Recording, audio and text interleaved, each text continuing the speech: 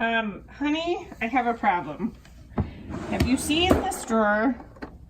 I guess I have too much thread and none of it wants to stay in place. So could you do something about it?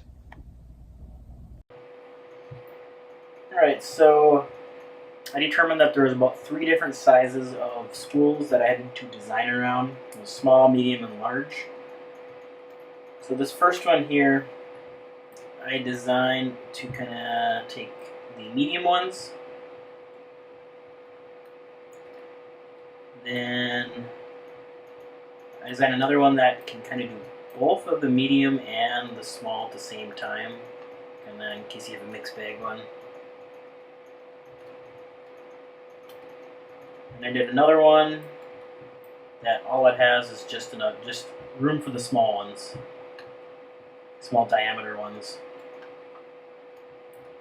And then this is for those larger V-cone style thread holders.